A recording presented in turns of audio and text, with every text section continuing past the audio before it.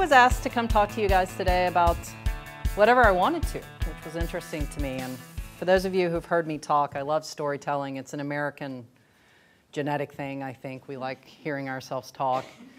But I never write anything down. I'm much more of a conversationalist than I am a scripted talker. But for this particular session, I actually wrote down my speech. It's quite a feat for me.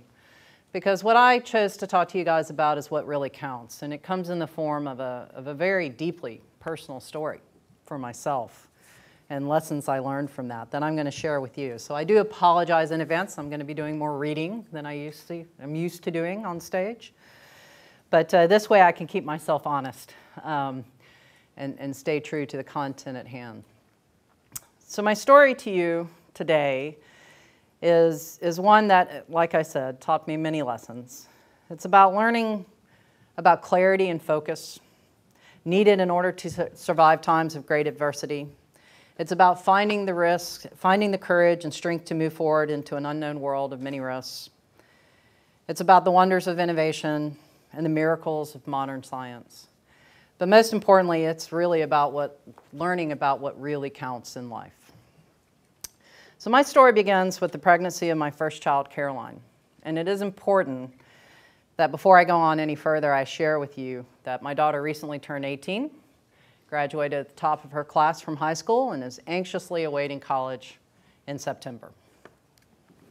I had a normal pregnancy by all definitions for the first 7 months. And unfortunately, at 33 weeks, I experienced a sudden complication that landed me in the intensive care unit, and a mere 24 hours later required an emergency C-section to remove my daughter Caroline from my womb, as I had lost so much blood that I could no longer safely carry her. I have some very specific memories from that point in time.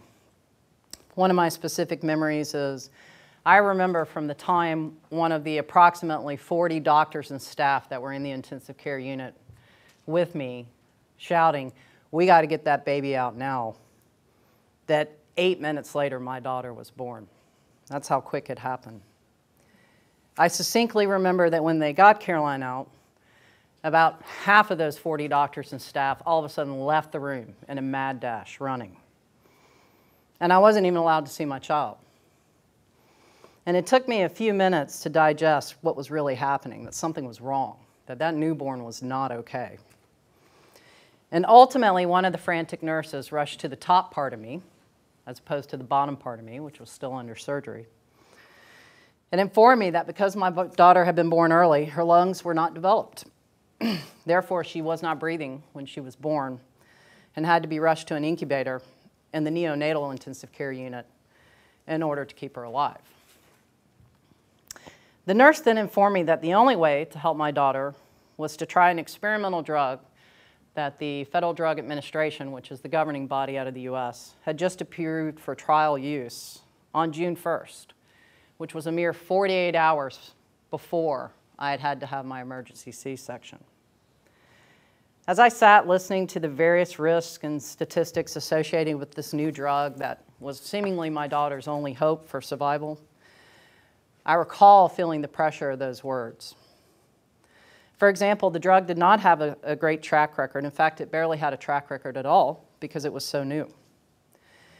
It could only be administered 3 times, and the success rate of the drug would diminish significantly with each try.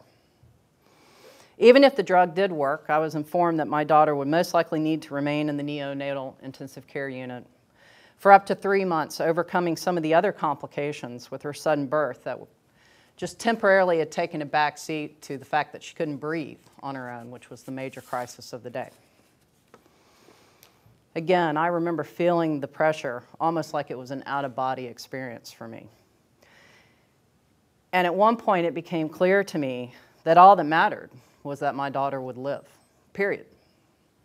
There was no dwelling on the startling statistics of our grim situation. There was no worry about side effects from this unknown drug or prolonged recovery or any of the other risks being told to me. There was only a single focus of that baby surviving, period. Whatever it took, whatever the cost, whatever was needed. My daughter received 1 dose of the experimental drug, which worked immediately.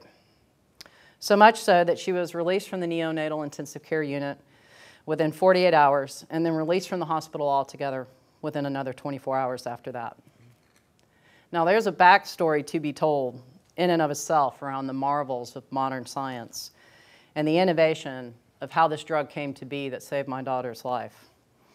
But that's actually not the point of my story. Beyond the power of living through this story, I've taken many lessons from it that I do want to share with you guys. You see, whenever I feel like I'm in a stressful situation, be it personal or professional, I remember what true stress truly is, and I tell myself, hey, you got through the birth of Caroline. You can get through this, no problem.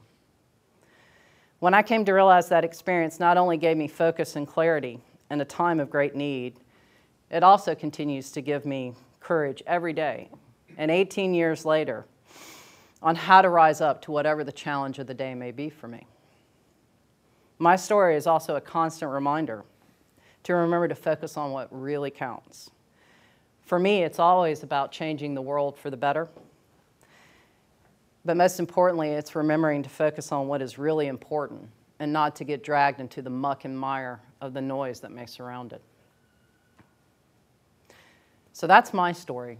And I think what I would like for each one of you to take from it today is there will come a day when you face a challenge in your life. You may have already faced it. You know, be it leaving the security of your own lifestyle for a brand new one, being it someone in your life facing a life-threatening situation as it was in mine. You know, however it happens, you're going to have a moment that will alter your life and your perspective.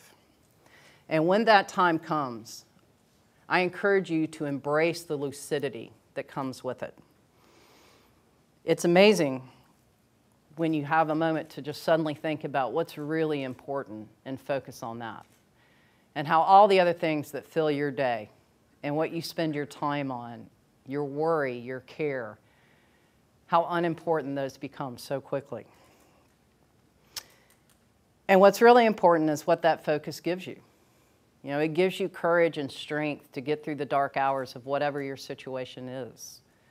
It gives you strength to focus on what really needs to happen as opposed to all the risks and worry that come with it.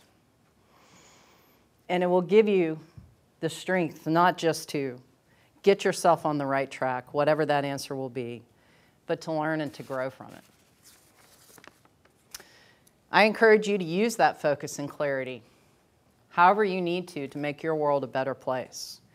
If it's to start a new business as an entrepreneur, if it's to challenge the probabilities of failure over success, to do what no one else has done, to do whatever it is that will make you a better person and the world around you a better place. That's really the point. That's why we're here. That's what really counts. Rise up to the challenge, whatever it may be, and know you can do great things if you stay focused on what really counts.